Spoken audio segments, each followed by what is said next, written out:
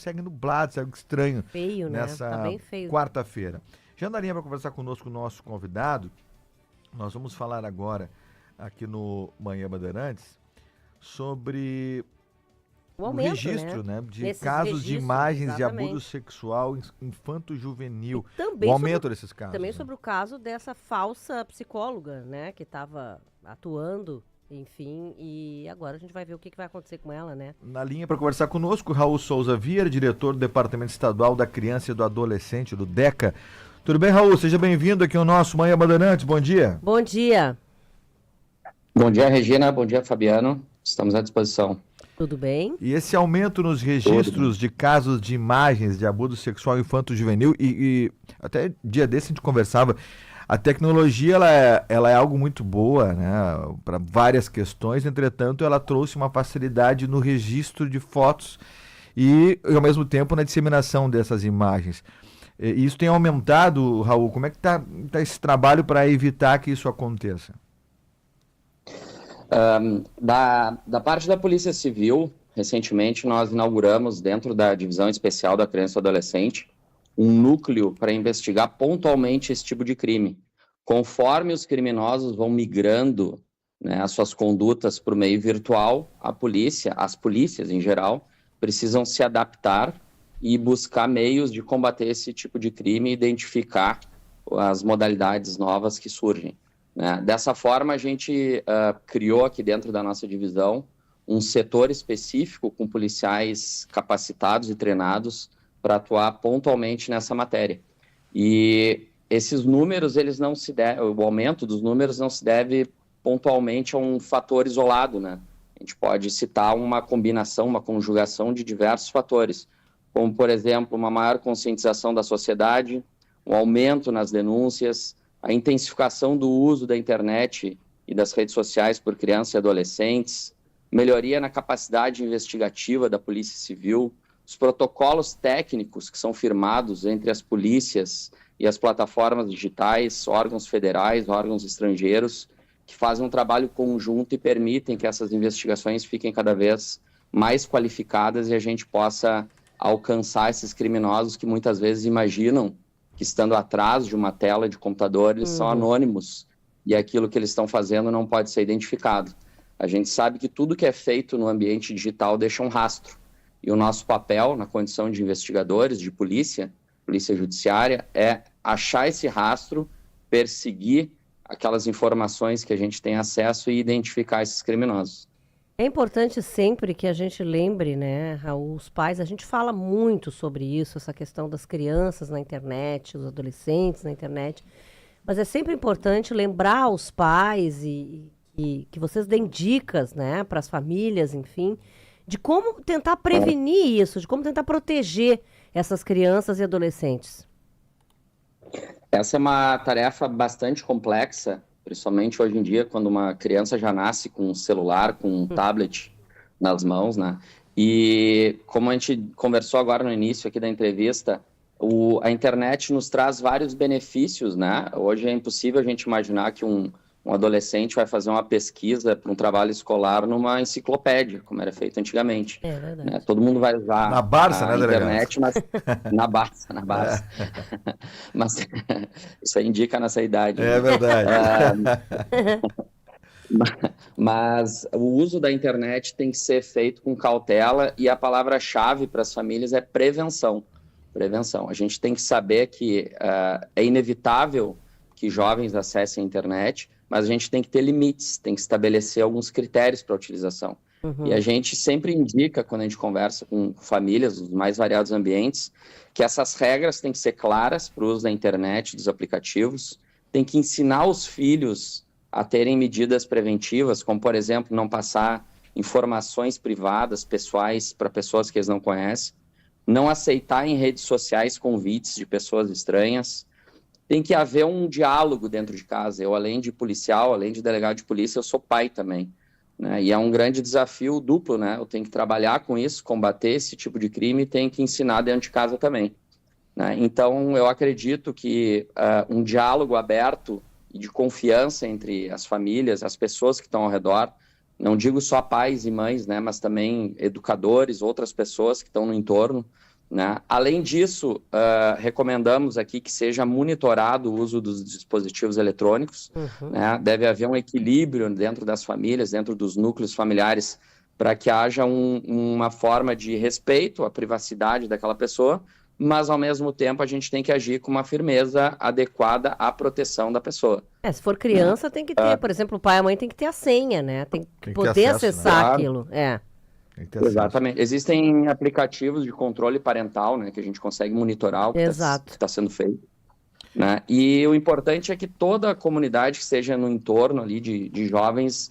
consiga identificar os sinais, né? É um papel de todo mundo, papel de um amigo, papel de um familiar, papel de um educador, que a gente tenha os sinais, porque as pessoas, às vezes, que são vítimas desse tipo de delito praticado pela internet, elas dão sinais, né? A gente vê mudanças de comportamento, de humor repentinas, isolamento social, perda de interesse por atividades que exerciam antes. Daqui a pouco é um jovem que praticava esporte, de uma hora para outra ele se isola, se tranca dentro de um quarto, né? Uso excessivo e secreto de computadores, de celulares, de jogos pela internet. Muitas vezes a gente acha que é um jogo inocente, que está lá o filho no quarto jogando um joguinho. Não, ali ele está se comunicando com outras pessoas por intermédio dessas plataformas, né? E já se viu muito esses jogos que causam muitos problemas para as crianças e adolescentes. É o Baleia Azul. Exato, e tem vários, né, assim, que as pessoas precisam saber que a criança está tendo acesso àquilo. Não somente o jogo, mas também a plataforma por meio da qual ele está se comunicando com outros amigos, em tese. Ali é um espaço, é um terreno muito fértil para o criminoso se infiltrar, se passar por um jovem e fingir que é um sujeito interessado num joguinho também, mas ele está lá para aliciar. Ele é um predador, ele sabe que aquele é um ambiente fértil para ele.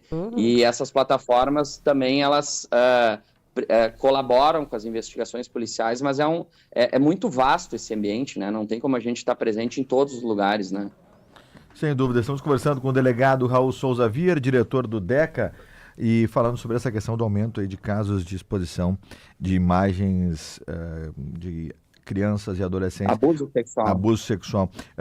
Delegado, é crime, isso é muito importante a gente citar. É crime, não tem como se esconder, a internet não é terra de ninguém. Qual é hoje a punição para aquele que é pego difundindo essas imagens? São basicamente 3 modalidades de crimes, né? Existem vários verbos dentro da lei, mas basicamente poderia resumir em 3 grupos aqui. Quem armazena, quem produz e quem compartilha. Sim. Né? Recentemente, agora, essas condutas foram elevadas à categoria de crimes hediondos, né? Então, traz uma série de consequências mais firmes, mais severas. Né? Por exemplo, não cabe fiança em algumas das condutas, né? E o nosso papel é esse, é identificar aquele sujeito que muitas vezes a gente imagina que, mas não é tão grave assim, ele só tem uma imagem no computador, não é tão grave quanto abusar fisicamente de uma pessoa. E aí que a gente se engana, porque para aquela imagem estar no computador do criminoso, alguma criança, algum adolescente em algum lugar do mundo foi abusada, né? Então é esse sujeito aí que tem uma imagem guardada no dispositivo dele, no celular, no computador, num pendrive, esse sujeito que alimenta essa cadeia criminosa. É ele que incentiva que novas pessoas, sejam crianças, adolescentes, sejam abusados em qualquer parte do mundo para girar essa roda, né? E, delegado, essa questão, esse último caso que surgiu da falsa psicóloga, né, que atendia crianças, enfim, adolescentes, o que vai ser feito agora a partir disso, né, dessa descoberta com essa pessoa? Certo. Essa é uma outra investigação que está em andamento na Divisão Especial da Criança e do Adolescente, na 3ª Delegacia. Foi identificado que uma pessoa se passava por psicóloga e prestava atendimentos em especial para crianças e adolescentes. No primeiro momento, identificamos 3 vítimas e mais ainda a pessoa cujo registro profissional essa falsária utilizava, se passando por psicóloga. A Polícia Civil precisa da colaboração de novas vítimas que descubram que foram vítimas, né? Talvez nem saibam até agora, né? Claro. Descubram que tenham sido vítimas e procurem a polícia. A gente precisa de mais informações, outras pessoas que nos ajudem a entender como é que funcionava essa forma de proceder dessa falsa psicóloga. Agora a gente procedeu aqui à busca e apreensão de diversos objetos nos endereços dela, e o nosso trabalho agora na delegacia vai ser analisar e tentar identificar novas vítimas. É uma conduta muito grave, porque ela, além de causar um prejuízo financeiro, né, as pessoas que pagavam achando que estavam custeando um tratamento psicológico, né, essa conduta ela traz prejuízos ainda maiores, talvez, para a saúde das vítimas, né? São pessoas que estavam muitas vezes em situações delicadas, situações de vulnerabilidade, e que suas famílias investiram, além de dinheiro, esperança e tempo num tratamento que não existiu, né? Que pode, inclusive, ter prejudicado e piorado o quadro da pessoa que procurou uma profissional que não é habilitada para trabalhar. É complicado, como tem maldade, né? Agora, delegado Raul Souza Vier, diretor do DECA, que está conosco aqui no nosso Manhã Bandeirantes, o senhor falava mais cedo, dentro da entrevista, que, de fato, é um trabalho de educação que tem que ser feito em relação a essa questão dessas imagens e de, principalmente, permissão, né? Porque muitas vezes, por ser uma criança, ele não sabe da maldade que está sendo feita com ela própria. É uma questão de instrução que parte, evidentemente, de casa, é um trabalho de conscientização que começa com os pais. Exatamente. Todo mundo que estiver no entorno de uma criança, de um adolescente, tem que estar capacitado para observar esses sinais. Dificilmente alguém que é vítima de crimes horrendos, ali, muito graves e que causam sequelas muitas vezes para o resto da vida, é muito difícil que essa pessoa não dê sinais, né? Pode ser um sinal de pedir socorro, pode ser um sinal de sofrimento, pode ser um sinal de alteração dos hábitos. E o nosso papel enquanto policiais, enquanto pais, enquanto educadores, enquanto família, é conseguir perceber esses sinais e fazer com que isso seja levado às autoridades para que a gente investigue. Muito bem. Delegado, diretor do DECA, Raul Souza Vier, nos trazendo informações importantes em relação a essa questão relacionada às imagens são difundidas e, infelizmente, trazendo aí... Inclusive, já vimos casos, não é, delegado? E os próprios onde, crimes virtuais depois também. da exposição desses crimes virtuais, das crianças, adolescentes, até buscarem o suicídio por não aguentarem a exposição que foi feita. Ou seja, é um crime com dimensões muito grandes, né? Exato.